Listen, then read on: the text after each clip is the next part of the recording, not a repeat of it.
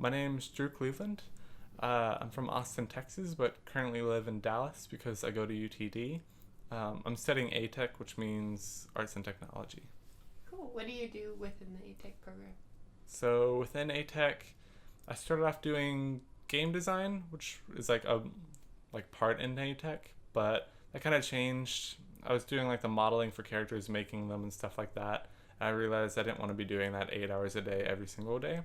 Um, and I realized I was a much more outdoorsy person who wanted to do hands-on things, and wouldn't really be content sitting behind a screen all day, which I thought I was, and I just kind of learned otherwise. And so I started doing video and photography, because it gets me a little more hands-on stuff. You have to do the editing on the back end, but I really like the cinematography, that getting cool shots, cool angles, and going out places and doing it. And that's just like my favorite thing to do. Cool. So when I'm back home in Austin, I'm not up in Dallas. I do a lot of active things that I don't get a chance to do while I'm in Dallas. So I do a lot of biking and skateboarding, stuff like that, really outdoorsy things. But mostly biking, that's kind of like my main thing that I do. It's kind of evolved over the years. We started off doing BMX racing, which is bicycle motocross racing, but that's just like very fast, flowy, not super into jumps, but you're just trying to win.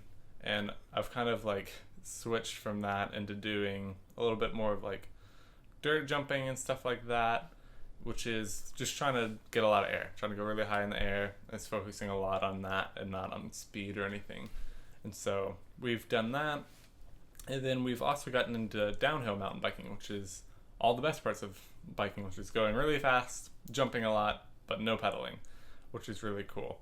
And so we sometimes go to Colorado, and we've done some downhill mountain biking up there. You just take the ski lift up and then ride all the way down, and it's super fun. So we kind of developed our own track in my backyard based on what we like to do within biking. And so that's kind of progressed over the years and gotten really cool. And so that's what I work on when I can, when I'm home for a longer amount of time, when I'm in Austin.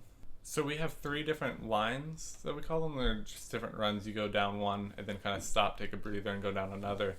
And so we kind of have like levels of it, where you start off on what we call B line, which is pretty easy. These little small jumps, only a couple feet long, and you only go a little bit in the air. And then we have A line, which is a little bit more intense. We have this big old wood drop in that my dad like custom built for us for fun, because he's crazy like that. But it's really good to see the speed you need to do the rest of the run. So you have that to start off, and then you have other jumps that aren't too big, but they're good. They're intermediate level, I guess. And then we have a thing that we call pro line, but we're not pros. We're not that great. But we call it pro line because it's the hardest one we have at our house. And these are pretty big jumps. We have a little roller wood feature jumping down this really big, long entrance. I wouldn't call it a ramp because it's all dirt. It's a really long entrance hill that gets you a huge amount of speed to jump the next 3 or 4 jumps that are really big and get a lot of like airtime, but not too many people can do them. The first jump on pro line, I guess, would kind of be 20 feet long-ish, maybe like 15. I'm not sure. I'm horrible at estimating distances.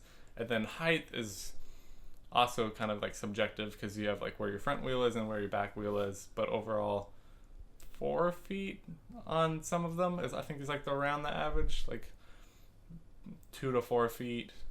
2's on like the really long low ones, because you want a lot of speed, so you're just going really far, so you're not very high up. And then we have ones that shoot you higher up, that get you up there more. Cool. What other kinds of things do you like to do in Austin? I like to explore around in Austin a lot, longboard with friends, go downtown, go to coffee shops, stuff like that. I also like to, I mentioned that I like doing photography and video stuff, and so I like to do that when I can in Austin, because I think it's just a really beautiful city, and trying to capture that and capture like my hometown. So while I'm in Dallas, my options are kind of limited, because I don't know, it feels like a city of concrete in some ways, and so I don't get to do some of the things I want. especially biking and stuff. There's just no place for me to do that.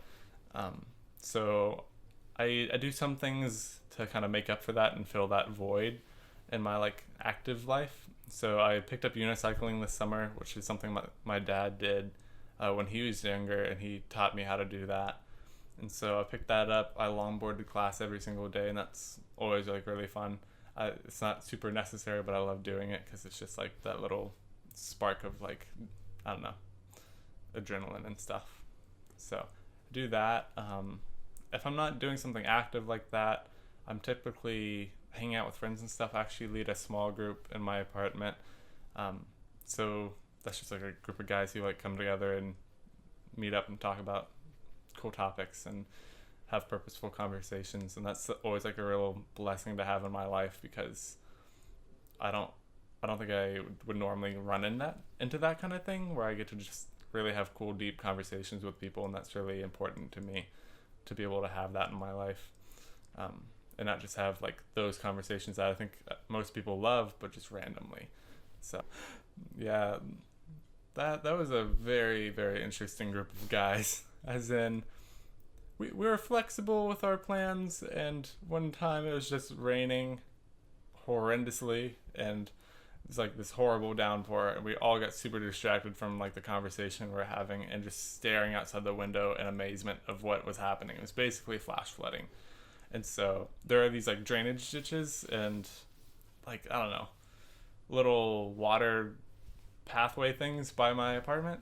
And so like half of the guys, more than that, like pretty much everyone in that entire group was like, you know what we should do? We should just go outside and play in the rain. And so they all went outside, ran around, fell in all these like puddles and rain things. People got cut up and hurt. It was this ridiculous thing. And then they all come inside, literally like making a giant puddle of water on my floor. I'm like, okay. And they're like, oh yeah, we also have class right after this.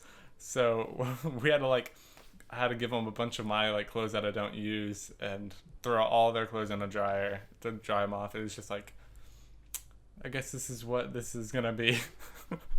Yeah. So we're in the middle of this like pretty intense discussion about cool life topics, and I'm sure I'm like, it's always this way. Someone was like sharing this deep personal story that we hear like this rustling in the background. And I live with two cats, and one of them is named Tom. And Tom decided to put his head through the loophole of a like paper like grocery store like sack. And so he did that, and we hear it in the background. We don't know what's going on. And then all of a sudden there's a horrendous noise and racket. And then there's just this blur of motion running around the apartment, and we don't know what's going on. Then we see Tom has it like looped around his neck, so it becomes like sort of a cape / parachute. It's a cape parachute behind him. He's running, and he's like literally jumping over people who are like sitting down and having a discussion, and he's just like vaulting over them. It's ridiculous. And one of my guys like grabbed the bag off of him and like ripped it off, and it was like, what why did this happen? And like, I don't know, it was just a really cool, memorable moment during like that small group. So some of my favorite things in my apartment, I pretty recently kind of bought a record player, because I'm a huge fan of music. I listen to a lot of music, and it's a very unique and different way to kind of listen to music that I'm used to. I just always listen to it digitally on Spotify or something, and then this way I actually have like a physical copy. And I mean, I just like it better than buying CDs and stuff. So I've been kind of accumulating a little bit of a collection of records over the time. So it's been really fun to do. I think I'm up to like 15 or something records. And so my favorite records kind of like switch out all the time, because it really depends on like what I'm into at that moment. So I've been listening to a lot of Tame Impala, because that's just like a band that I've been liking at the moment. But there's also this really cool Bayo album that I like the music on it, but it's also this blue vinyl, which is really cool and unique, and I think that's just fun to have. It adds like a visual touch onto the music, which is kind of, I don't know, different. Yeah. Some other things in my apartment. I don't even... Oh, okay. So regarding the fact that I have two